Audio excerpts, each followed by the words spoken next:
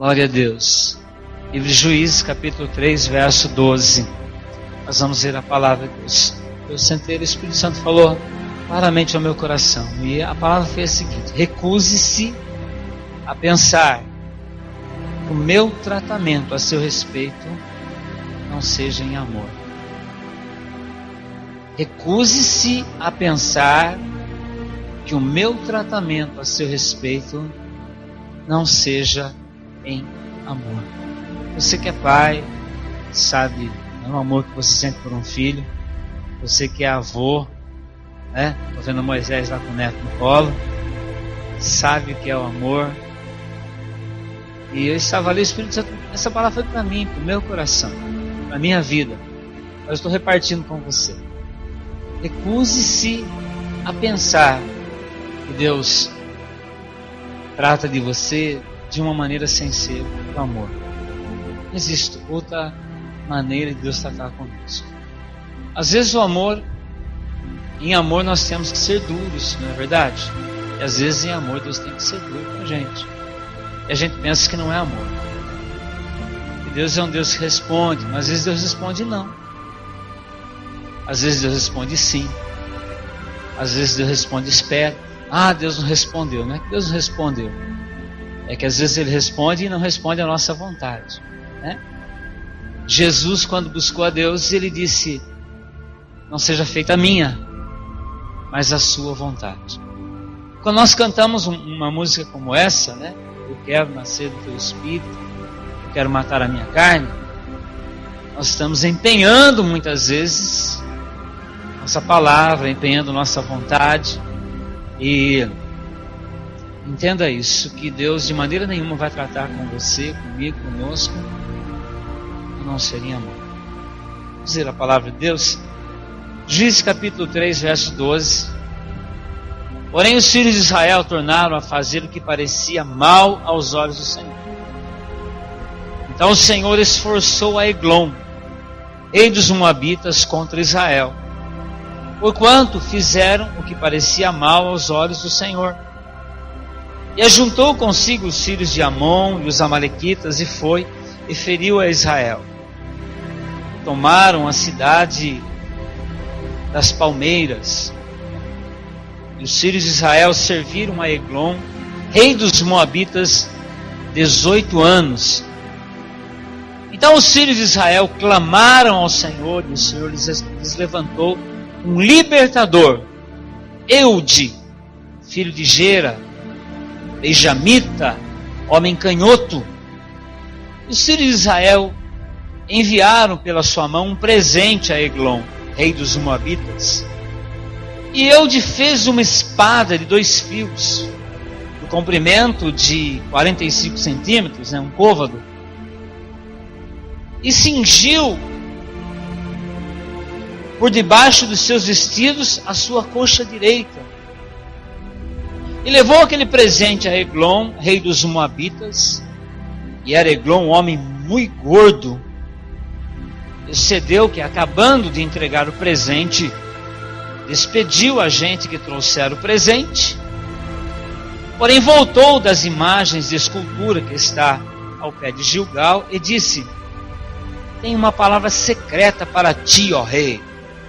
Qual disse: cala-te, fica quieto. E todos os que lhe assistiam saíram de diante dele.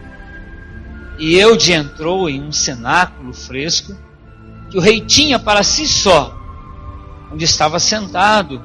Disse Eude: tenho para ti uma palavra de Deus. E levantou-se da cadeira. Então Eude estendeu a sua mão esquerda, lançou a mão da espada de sua coxa direita e lhe a cravou no ventre, de tal maneira que entrou até a empunhadura após as folhas, e a gordura encerrou a folha, porque não tirou a espada do ventre. Lhe saiu o excremento.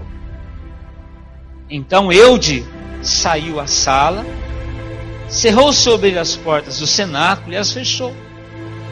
E saindo ele, vieram os seus servos e viram, eis que as portas do cenáculo estavam fechadas. Disseram: sem dúvida, está cobrindo os pés na recâmara do cenáculo fresco, está tirando um cochilo, esperando até se enfastiarem, eis que não abria as portas do cenáculo. Então tomaram a chave e abriram, e eis seu senhor estendido, morto em terra. E Eude escapou, enquanto eles se demoraram, porque ele passou pelas imagens de escultura, escapou para a Seira.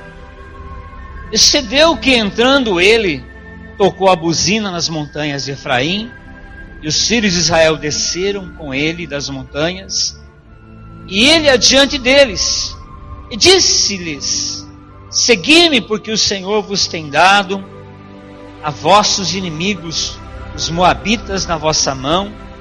Desceram após ele, e tomaram os vales do Jordão a Moabe, e nenhum deixaram passar. E naquele tempo feriram dos moabitas uns 10.000, todos corpulentos, fortes, todos homens valorosos, e não escapou nenhum. Assim foi subjugado Moabe naquele dia, debaixo da mão de Israel, e a terra sossegou 80 anos. Se a terra teve paz, 80 anos. Pai, a tua palavra ministra ao nosso coração, em nome de Jesus, para a tua glória. Amém. Queridos, essa história mais parece uma notícia de aqui agora, de televisão, de jornal, né? Uma cena triste, né?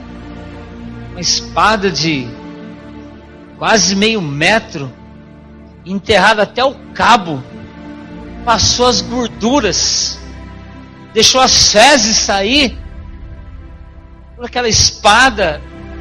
Mas a Bíblia nos diz que toda palavra inspirada, ela é proveitosa para corrigir, ela é proveitosa para exortar, ela é proveitosa para motivar, e ela é proveitosa para gerar vida. Então, se essa história está aqui na palavra de Deus, alguma motivação nós temos, algum aprendizagem nós temos. De uma maneira melhor, nós vamos sair daqui dessa noite depois de entender um pouco essa história. E talvez você pergunte: o que tenho eu a ver com essa história? O que tem a igreja a ver com essa história? Qual é a lição que ela nos ensina? Houve na terra um período, segundo a Bíblia, determinado em que os juízes julgavam a terra. O povo de Deus era um povo que estava debaixo de uma teocracia. Teocracia era que Deus dirigia, Deus ensinava, Deus falava com o povo. Mas depois que eles entraram na terra prometida, eles se espalharam por 33 reinos ali. Então se levantavam alguns clãs, e os juízes se levantavam para julgar a terra. Eu acredito que o primeiro juiz deve ter sido aí,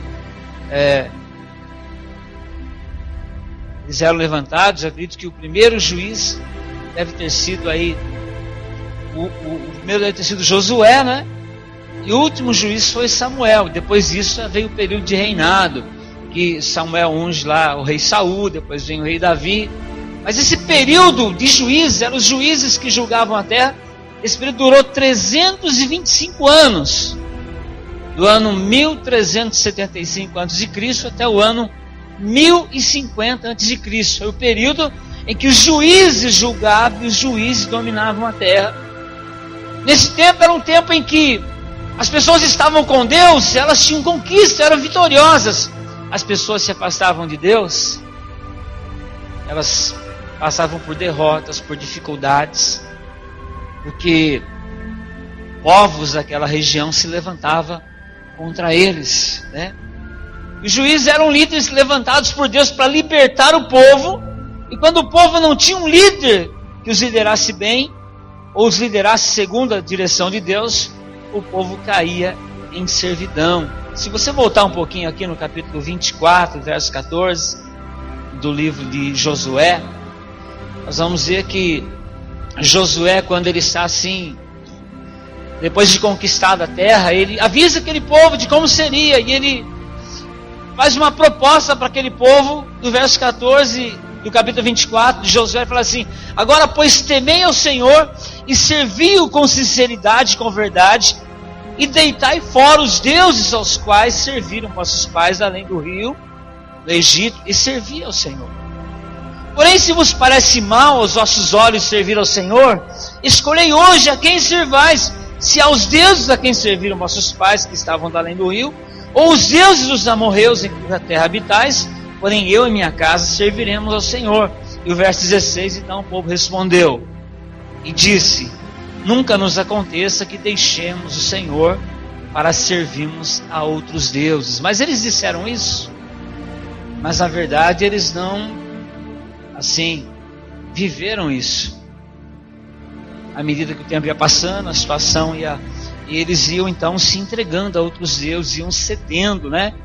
E a Bíblia diz aqui então que por falta de uma liderança, há um ditado que diz assim que quando o ímpio governa, o povo perece. Por falta de liderança, esse povo estava vivendo sob servidão, diz a palavra. Estava vivendo debaixo de uma escravidão. Diz a palavra aqui que eles estavam vivendo sob servidão. E é interessante, irmãos. Eu estava com a pastora passando em alguns lugares, estavam falando assim: olha, aqui está o condomínio, né? E a gente olhava aquele condomínio, só lixo, só bagunça, só... Aí daqui a pouco você vê outro condomínio limpinho, arrumado, do lado. E a Regina falou assim: onde é que está a diferença? Né? Qual que é a diferença? É porque um é rico e porque outro é pobre? Não tem nada a ver. Você pega as escolas municipais da cidade. Nós temos escolas que foram consideradas pela Rede Globo a melhor escola, uma escola municipal, melhor escola do estado, do país. A mesma escola municipal, do lado da outra escola municipal, você vai na outra escola municipal, é um relaxo, é uma sujeira, é piolho, é isso, é aquilo, não tem ensino. Por quê? É a liderança. Você pega uma empresa, né? Você vê uma empresa mal organizada, não vai, não produz, não cresce. Você pega a outra, no entanto, vai indo. É a liderança. É a velha história. Quando o ímpio domina, quando não tem liderança, quando tem uma direção, da mesma forma a igreja. Da mesma forma a igreja, se não tem organização, se não tem limpeza, se não tem o trabalho, se não tem, ela vai, né? Em todas as áreas. E aqui é o que estava acontecendo na nação. E a Bíblia diz, o texto que nós lemos diz assim: mais uma vez os israelitas fizeram o que Deus reprova. Assim começou o capítulo 3, verso 12. Porém os filhos de Israel tornaram a fazer o que parecia mal aos olhos do Senhor. Então o Senhor esforçou o inimigo deles. Deus esforçou, diz a palavra aqui, Eglon. O inimigo muitas vezes, ele é usado para nós sermos colocados no lugar, para nós nos levantarmos, para nós fazermos aquilo que é correto. E a Bíblia diz aqui que eles estavam então em servidão, diz a palavra, fizeram o que parecia mal aos olhos do Senhor, por isso o Senhor os entregou a Eglon. Esse texto fala que eles viveram sobre a servidão por 18 anos. 18 anos de servidão. E traduzindo servidão aqui, servidão é jugo, servidão é peso, servidão é escravidão, servidão é opressão, servidão é fome, servidão é injustiça, servidão é perca, servidão é miséria, servidão é falta de alegria, é escravidão, servidão é isso. E a Bíblia diz que por 18 anos, aqueles que foram chamados para ser príncipe, para serem cabeça, estavam encurvados, estavam assim vivendo uma vida de opressão, diz a palavra aqui. Mas o texto diz que depois de uma atitude tomada por um líder, houve 80 anos de paz. Houve 80 anos de conquista, houve 80 anos de descanso, houve 80 anos de produção, houve 80 anos de alegria, houve 80 anos de vida verdadeira. E a Bíblia diz aqui que o fato assusta: um rei gordo que dominava, um rei gordo que subjugava, um rei gordo que oprimia, um rei gordo que impedia o crescimento, que minava a esperança, que amarrava, que atrapalhava, que impedia o crescimento de uma nação, de um povo, que escravizava um povo. A Bíblia diz que quando o ímpio domina, o povo perece. E o verso 12 aqui, que ele diz que o povo estava sob a servidão de Eglon. E a palavra Eglon, se você for para o dicionário, ela é mais ou menos assim: um bom pedaço de pão, uma vitela, uma picanha. Diz mais ou menos isso. A palavra Eglon quer dizer um bom pedaço de carne. Isso nós cantamos: eu quero nascer do teu espírito, eu quero matar minha carne. E o tema dessa mensagem é vencendo o nosso maior vencendo o nosso maior inimigo. Irmãos, o que me assombra, e eu entendo as palavras de Catherine Come, que ela dizia assim: não entristeça o Espírito Santo. O Espírito Santo é tudo o que eu tenho. Irmãos, o que me assombra às vezes, quantos de nós temos nosso trabalho, dependemos do nosso trabalho, e ouve às vezes: olha, vai fechar a firma, você vai perder o trabalho, você não vai ter, e às vezes assusta isso, não tem como trazer sustento, não tem como, é uma coisa. E o que me assombra, irmãos, que eu olho para mim muitas vezes, o que me assombra é estar vivo, espiritualmente falando, estar vivo espiritualmente falando. O meu temor é não ser sensível à voz de Deus. O meu temor é não estar debaixo da cobertura do Espírito Santo. Quando eu ouvi audível a voz que ele me disse: se você soubesse o quanto desejei, por simples isso não me deixar habitar, mas agora que eu consegui, eu não vou te deixar tão fácil. É uma possibilidade do Espírito Santo nos deixar, não por ele, mas por nós, pelos nossos envolvimentos, pelas nossas paixões, pelas nossas ilusões, por aquilo que nos atrai, por aquilo que nos motiva, por aquilo que é o nosso alvo. Jesus disse: onde estiver o vosso tesouro, aí está o vosso coração. E aqui eu entendo o clamor de Catarina como: o Espírito Santo é tudo o que eu tenho. Por se distanciar de Deus, o povo estava sob servidão. Quanto mais nos aproximarmos da carne, mais nós vamos nos distanciar de Deus. Quanto mais nos envolvemos com as nossas paixões, quanto mais nós vamos nos afastar de Deus. Um exemplo: carnaval. O que é o carnaval? A palavra já fala: a carne é vontade, a carne em expansão. O que canta no carnaval? Beber até cair, me dá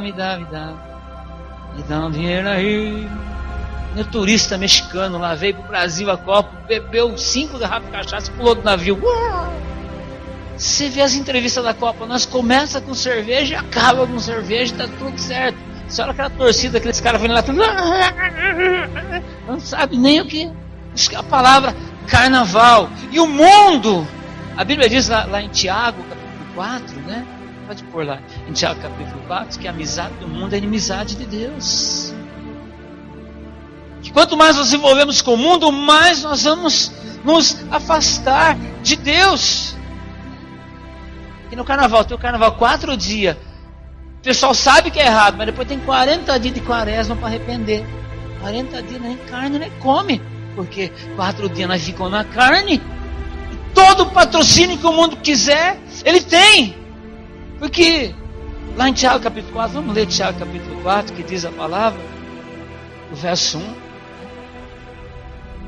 De onde vêm as guerras e pelejas entre vós? Porventura não vem disso, a saber dos vossos deleites, que nos vossos membros guerreiam?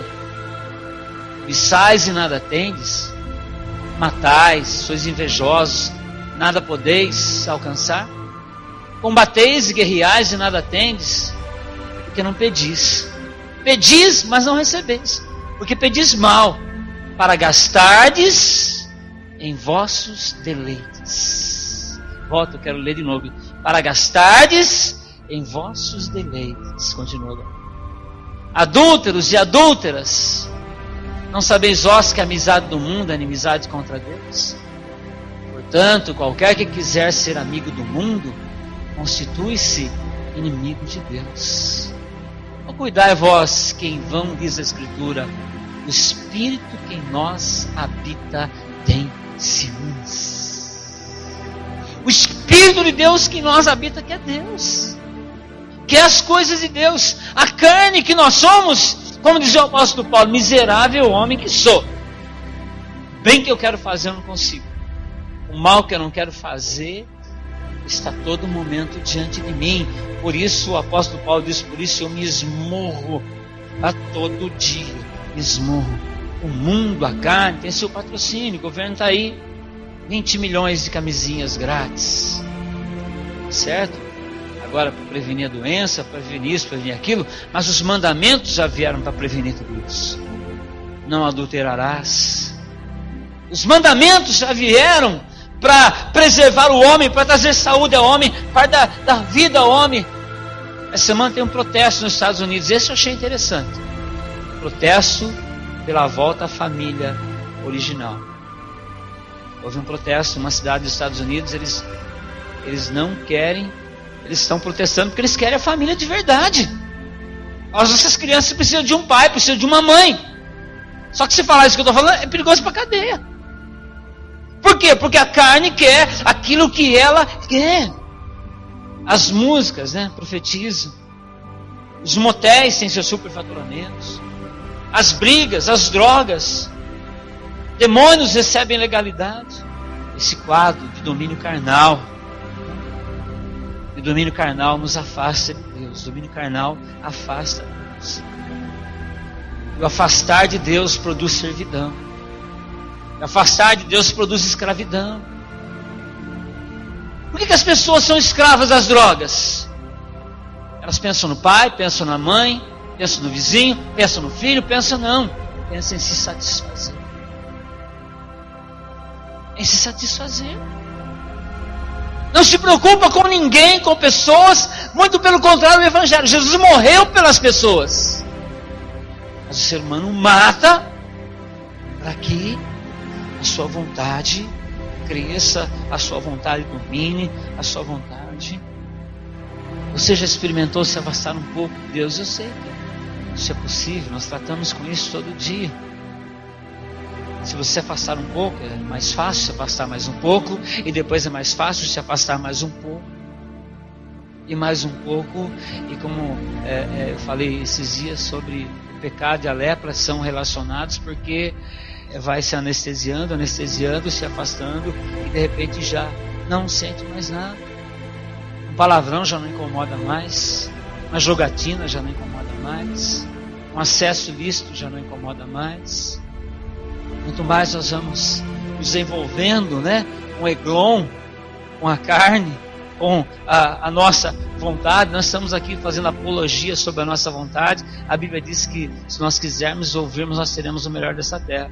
Deus quer que você coma o melhor, Deus quer que você vista o melhor, Deus quer que você tenha o melhor desta terra, mas Deus tem sabedoria para tudo isso.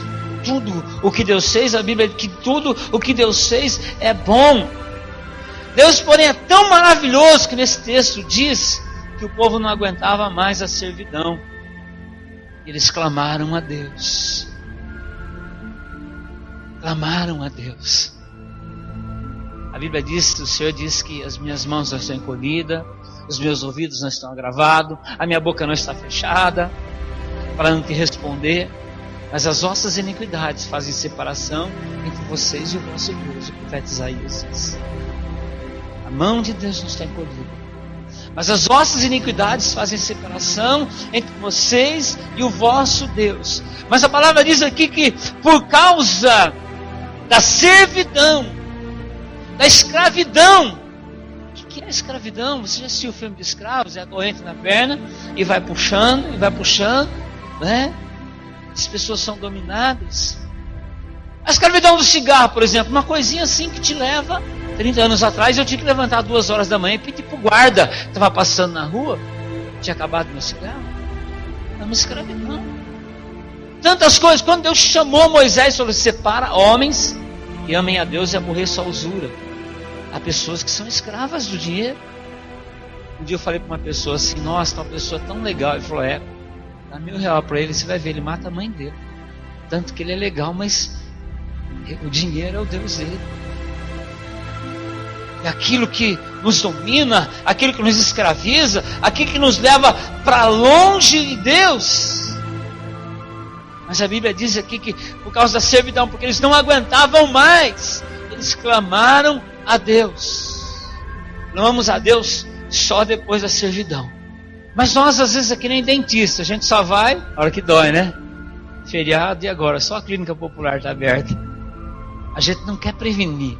É que nem quando você pega às vezes aquela... E agora, como que arruma isso? Como que conserta isso? Ele ter sido consertado lá no começo. E a gente não quer. Então, às vezes a gente só clama quando a gente está em servidão, quando a gente está em escravidão, quando já não dorme, já não come, quando já a coisa está feia. E aí a gente clama. Esse Deus misericordioso, né? Diz a palavra aqui que o povo clamou e Deus levantou Eude.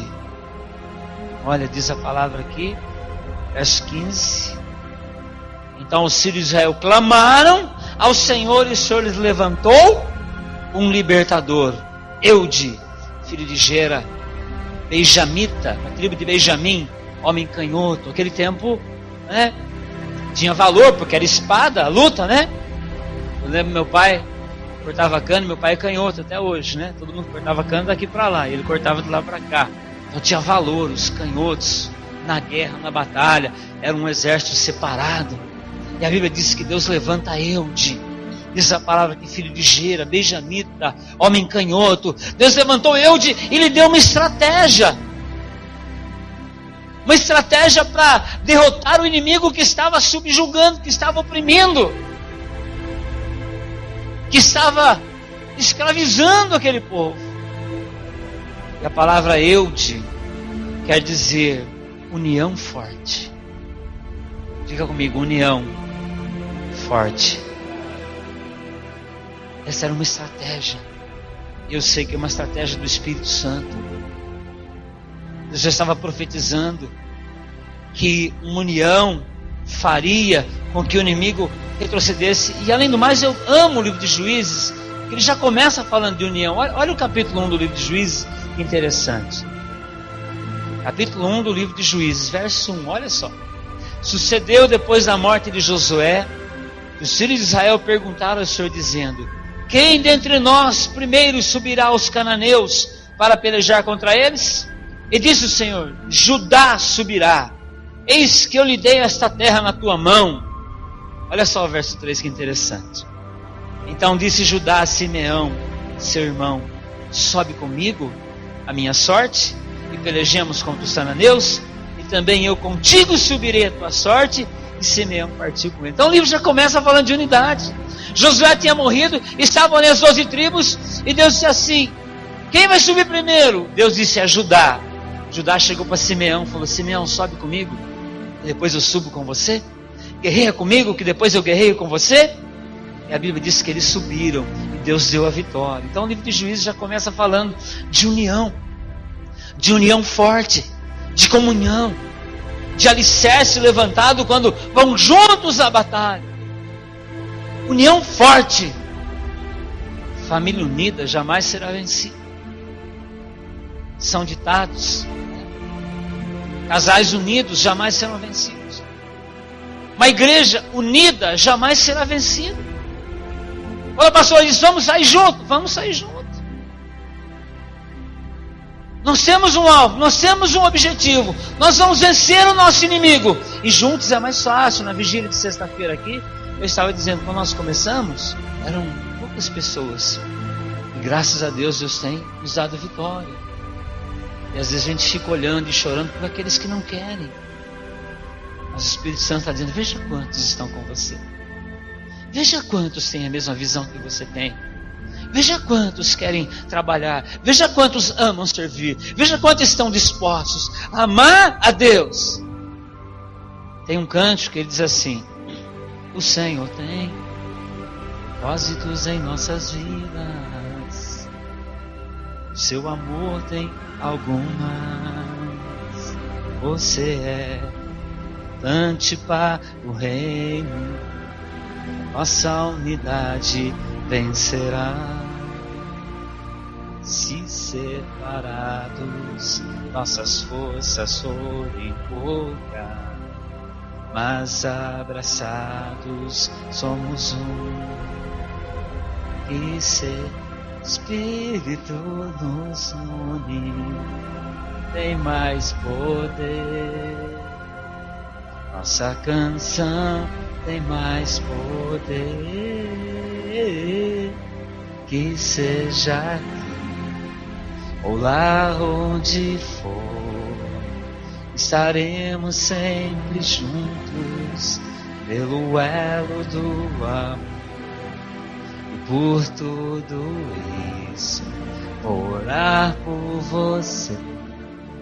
E o Espírito de Deus vai te encher. Ah, que lindo.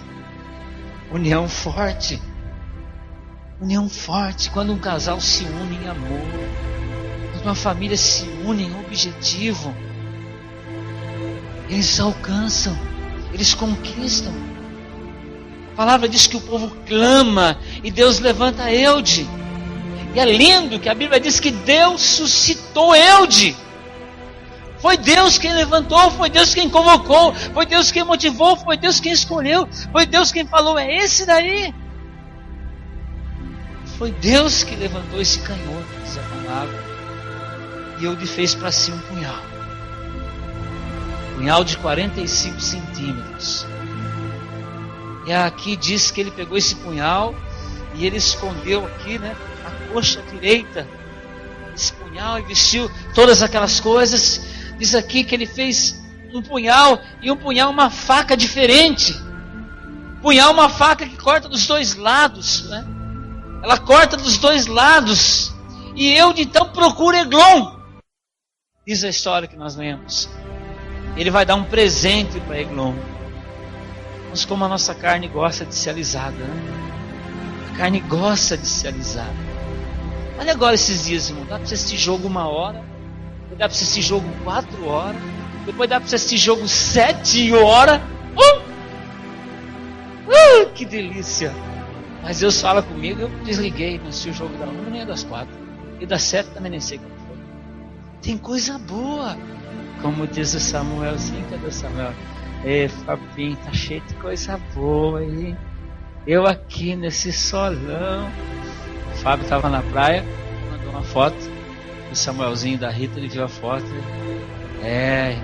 Que tá um calor. Aí tá cheio de coisa boa. A nossa carne, a gente se abre os olhos assim, ela fala pudim. Você já vai na geladeira. Tô fazendo apologia aqui. O Senhor tem o melhor. Mas queridos, a Bíblia diz aqui que Eude fez um punhal. E a carne gosta de ser alisada, né? E aí chega lá, depois eu tenho uma palavra de Deus para você. Isso aí então, irmãos. Olha, tem uma palavra de Deus para você. Eu estava orando aqui, eu estava pensando, quer mais palavra? Seja curado em nome de Jesus. Mas é melhor ouvir um homem de Deus, assim diz o Senhor, que o Senhor te diz, seja curado em nome de Jesus. Quer mais palavra que o Senhor disse aqui, recuse-se a acreditar que eu não trato com você, a não ser amor. Olha, eu fui lá, deu uma palavra para mim, pastor. Eis que teus filhos serão varão, pois se tu duvidares serão uma varoa. Que será? Então, aqui diz a palavra, queridos, que ele faz um punhal e que ele vai lá, ele dá uma alisada no Eglon.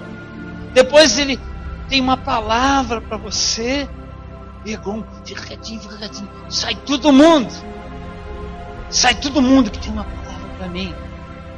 E ele vai, e a Bíblia diz que o Eugue chega bem no pé da orelha dele, com a mão esquerda ele arranca a espada e olha, e a Bíblia diz que entra até o cabo. Depois que viu ele morto, não viu nem espada dentro dele. Entra até o cabo, acho que dá uma virada e larga lá a espada, né?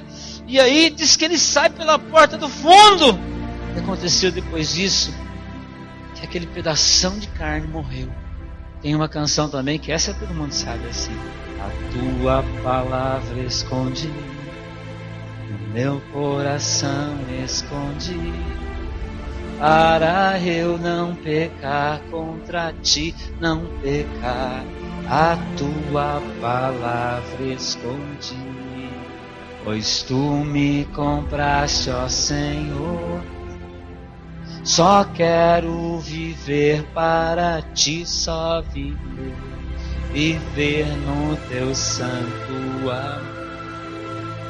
Queridos, Hebreus capítulo 4, verso 12 diz assim: que a palavra de Deus ela é viva e ela é eficaz. Ela é mais penetrante do que a espada de dois gumes, que penetra ao ponto de dividir a alma e espírito.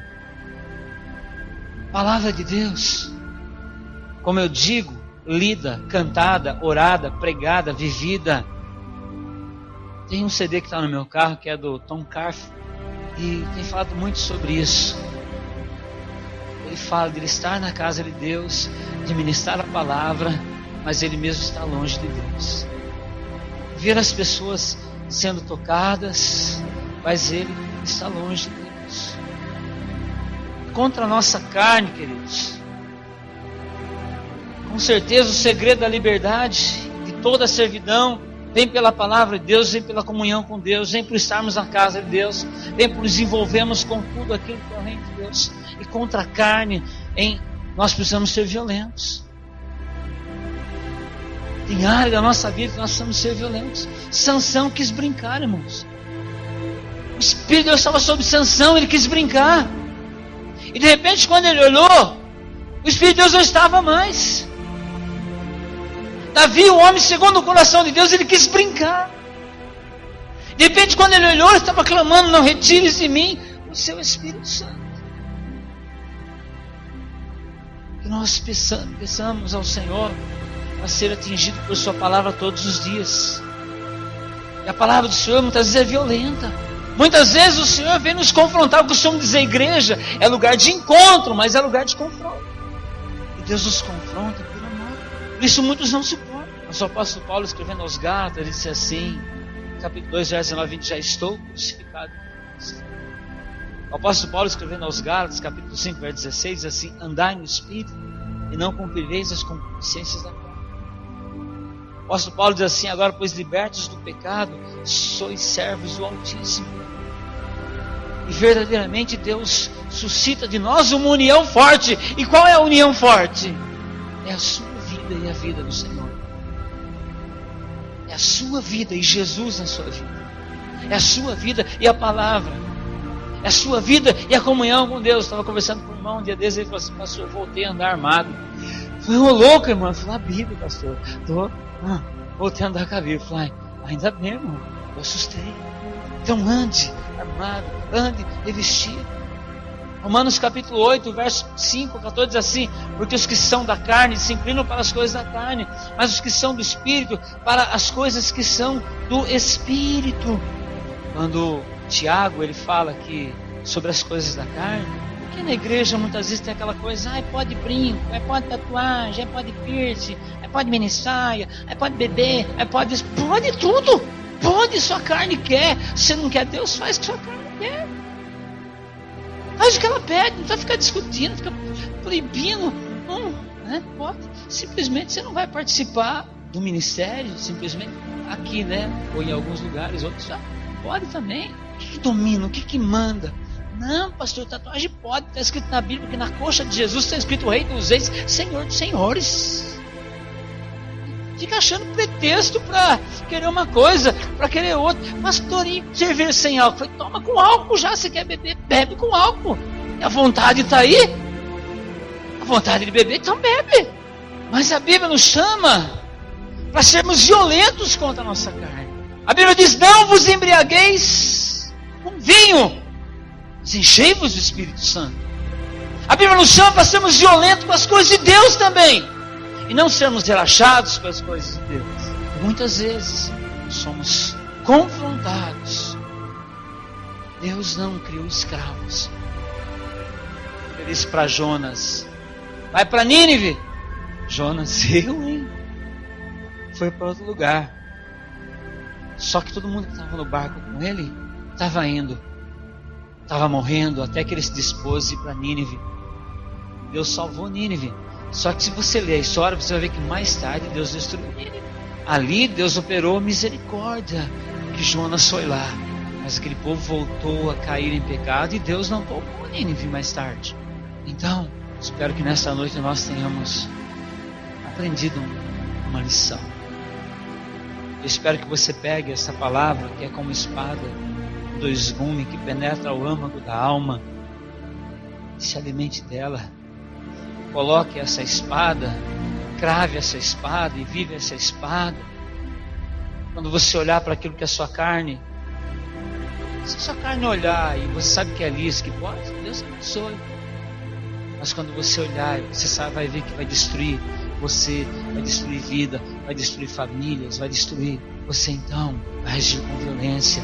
E aí é a canção que nós cantamos, eu quero nascer do teu Espírito, porque a amizade do mundo é a inimizade de Deus. Vamos colocar em pé, nós vamos orar no nome do Senhor Jesus. Agora achei aqui, porque hoje há tanta discussão sobre tatuagem, sobre brinco, sobre piercing, sobre moda, sobre mundo. É aquilo que nós lemos. É o seu próprio deleite, é a sua própria vontade, é o seu próprio prazer. É quem você quer impressionar. A Deus nós não vamos impressionar. Nós achamos assim, né? Mas eu gosto muito daquela palavra do Lucim. Toda vez que ele fala dessa palavra, ele diz que ele não consegue falar sem chorar. Que ele ouviu o Espírito Santo dizendo para ele assim: o que você acha a meu respeito, Lucim? Ele estava meio emburrado, ele falou para Deus assim: eu só vou falar, Deus, se o Senhor falar para mim o que o Senhor pensa a meu respeito. Ele falou: Deus não vai falar nada, né? Quero saber, Deus, o que o Senhor pensa a meu respeito. Na hora o Espírito Santo respondeu: Lucinho, o seu despertar é aguardado com ansiosidade pelos anjos aqui no céu. Ou seja, é isso que eu penso de você. Eu não vejo a hora que você acorde, porque você vai me louvar, assim como os pássaros que me louvam. Sabe, queridos, assim como Deus falou comigo, recuse-se a pensar que o tratamento de Deus, que o tratamento dele a meu respeito, a teu respeito, não é em amor. Não. Você pode fechar seus olhos, você pode estar sozinho diante de Deus. Pai, te amo, te agradeço porque me amastes primeiro, Senhor. Nunca eu teria talvez me escolhido, ou talvez não teria te escolhido, se não fosse obra do seu Espírito Santo. Até o privilégio de falar que eu te amo vem de ti, Senhor. Porque a Bíblia diz que o amor do Pai é derramado no nosso coração pelo Espírito Santo. Continua derramando o amor do Pai no meu coração, Senhor. Continua derramando o amor do Pai no nosso coração. Porque quando nós amamos, nós honramos. Quando nós amamos, nós cuidamos. Quando nós amamos, nós queremos estar juntos. Quando nós amamos, nós queremos conhecer. Quando nós amamos, nós queremos nos envolver. E assim, Pai, continua derramando o amor do Pai no nosso coração. Que haja, Senhor, como Davi fez uma oração um dia, dizendo: dá a Salomão um coração, e dá a este povo, mantenha o coração desse povo, Pai. É o que eu tenho pedido e clamado. E como é maravilhoso quando eu vejo esses jovens, essas pessoas apaixonadas por Ti, Pai. Como é bom ver pessoas que têm Te amado, Te querido, Te conhecido, Te buscado, Pai. Dá um coração disposto a Te servir, Senhor. Nós servimos muitas vezes nosso patrão semana toda. Nós servimos muitas vezes tantas coisas, Pai. Mas nós queremos ter um coração para Te servir. Quando nós amarmos a Ti, Senhor, nós não queremos envergonhar o Seu nome. Eu me lembro, Pai, quando aquele homem que havia adulterado pela terceira vez, ele me disse assim: pastor, pastor, pastor, sabe o que doeu mais? O que doeu mais foi quando o meu sogro olhou para mim e disse assim: você fez isso? E ele disse para mim assim, ele disse: pastor, quando eu vi aquele velhinho honesto, aquele velhinho trabalhador, falando para mim: você fez isso com a minha filha de novo. E ele quase morreu. Disse: pastor, o senhor não imagina a dor, a dor, a dor. Então, quando nós amamos, nós não queremos trazer dor para ninguém. Não queremos trazer dor. Não queremos envergonhar o Seu nome. Não! Pai, o Senhor tem cuidado de nós, cuidado da nossa carne, tem nos dado saúde, tem nos dado, Senhor. Como ontem à noite eu saí fora, estava frio, eu comecei a tremer, mas eu pude voltar para minha cama, me cobrir, me aquecer. O Senhor tem cuidado de nós, Pai. O Senhor tem cuidado de nós, Pai. Por isso, dá-nos um coração, Senhor. Dá-nos um coração, Senhor. Sabedoria do Teu Espírito para agir com violência, Pai, quando for preciso. E cumprir o Teu propósito, a Tua vontade, Pai. É o que eu ministro à Tua igreja nessa noite, Pai. Levanta-nos, ó Deus. Levanta-nos, Senhor, para ser livres. E levanta-nos também como libertadores, ó Pai. Porque a Bíblia diz, Senhor, que quando eles venceram aquilo que subjugava, Senhor, eles tiveram 80 anos. Eles trocaram 18 anos de escravidão por 80 anos de conquista, 80 anos de vitória, 80 anos de paz, Pai. É assim que o Senhor faz. É assim que o Senhor faz, Espírito Santo. Do Teu Espírito, eu quero matar minha carne, fazer aleluia, Pai. Doce Espírito, que a minha vida seja Tua vida, Jesus.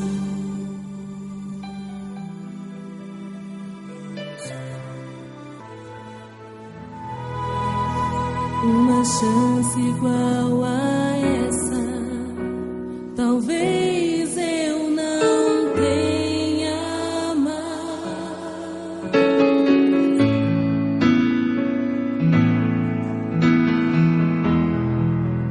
Quero estar em Tua presença, nem que seja a última vez.